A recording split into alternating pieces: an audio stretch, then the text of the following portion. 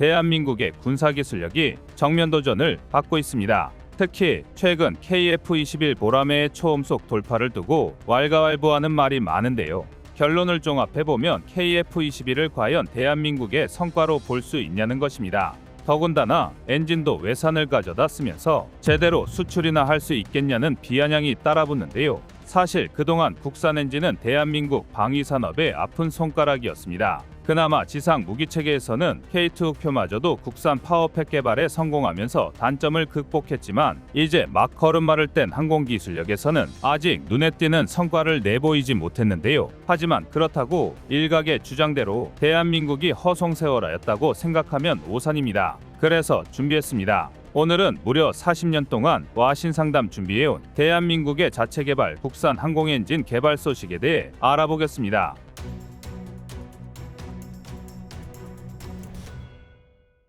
얼마 전 KF-21 보라매가 성공적으로 음속이 벽을 돌파하면서 전 세계의 이목을 집중시켰습니다. 국내에서도 많은 분이 KF-21 초음속 비행을 지켜봐 주셨는데요. 개인적으로 2023년 최고의 명장면 중 하나로 기록되지 않을까 생각합니다. 하지만 이와는 별개로 적지 않은 분들이 자랑스러움과 안타까움을 동시에 느끼셨을 텐데요. 그것은 바로 전투기 항공엔진 국산화에 대한 열망입니다. 설계와 생산 모두 100% 국내 기술로 만들어진 KF-21인 만큼 전투기의 심장인 엔진이 외산이라는 게 정말 아쉬울 수밖에 없는데요. 심지어 앞으로 한국형 타우러스, 국산 극초음속 미사일 등 수많은 대한민국 기술력이 KF-21에 적용될 걸 생각해보면 안타까움을 넘어 조급함마저 들 정도입니다. 그런데 이제 이런 안타까움과 조급함은 잠시 접어두셔도 좋습니다.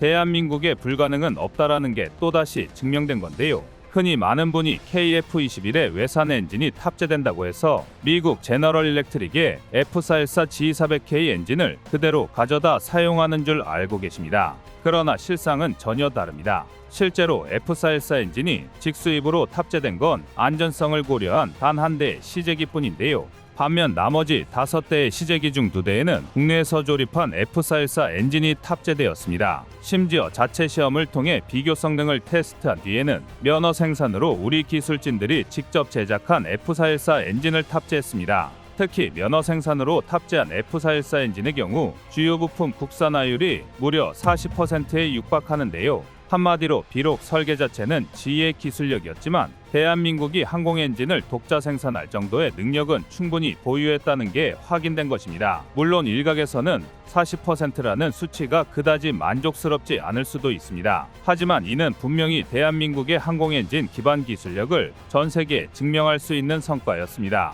그도 그럴 게 지인은 전 세계 항공엔진 시장을 독점하다시피 한 세계 빅메이저 그룹 중 하나입니다. 그런 지 입장에서는 쉽사리 면허 생산을 허용했다가 만약 엔진에 치명적인 문제라도 생긴다면 심각한 이미지 실추로 이어질 수밖에 없습니다.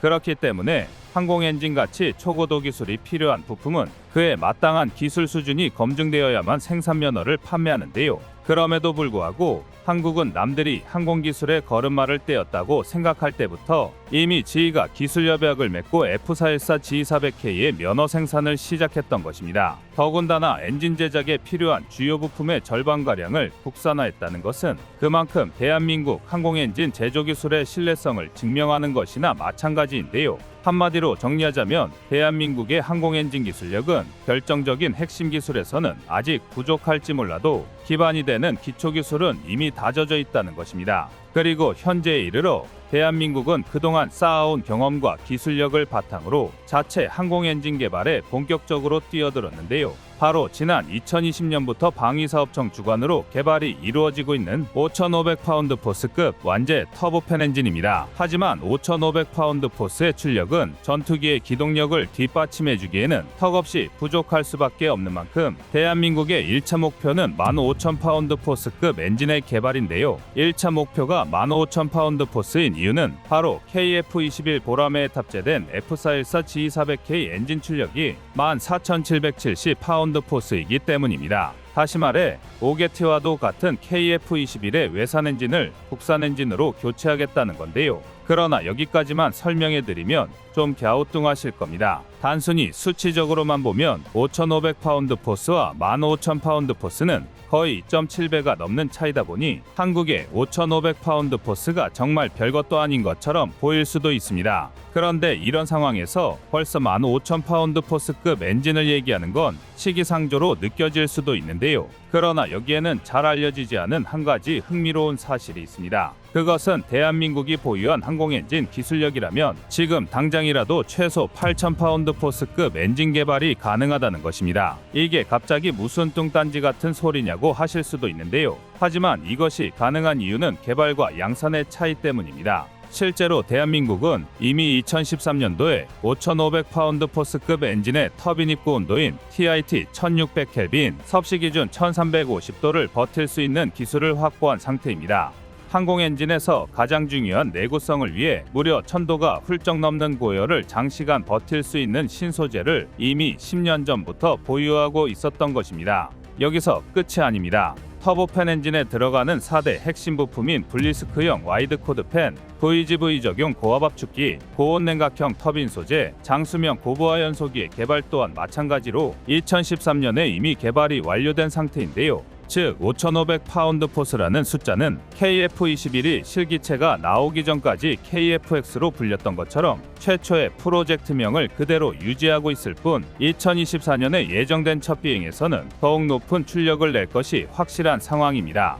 실제로 국내 유일의 항공엔진 개발업체인 하나에어로스페이스의 관계자 또한 양산을 고려하지 않고 오로지 기술력만 놓고 본다면 당장이라도 고성능 전투기 엔진의 국산화가 가능하다고 밝힐 정도인데요. 물론 이런 초고도 기술을 하루아침에 확보할 수 있었던 것은 아닙니다. 대한민국의 항공기술력은 1980년대 주력 전투기인 F4 기체의 창정비를 성공적으로 해낸 것부터가 시작이었습니다. 당시 공군 수뇌부조차 가능성에 의구심을 품었는데요. 그러나 우리 기술진들은 아무런 기술력도 없는 상태에서 1년 만에 노후한 무기를 새 제품에 가까울 정도로 복원하는 창정비에 성공해냈습니다. 또한 창정비를 거쳐 국내 조립 생산 단계에 진입하자 당시 개발진들은 지휘로부터 건네받은 J85 엔진의 도면만 보고 수백 개의 부품을 모두 뜯었다 조립하길 반복했는데요. 그 결과 F4의 창정비를 완료한 지 불과 2년 만인 1982년에 KF5 제공호가 대한민국의 손에 의해서 만들어질 수 있었습니다.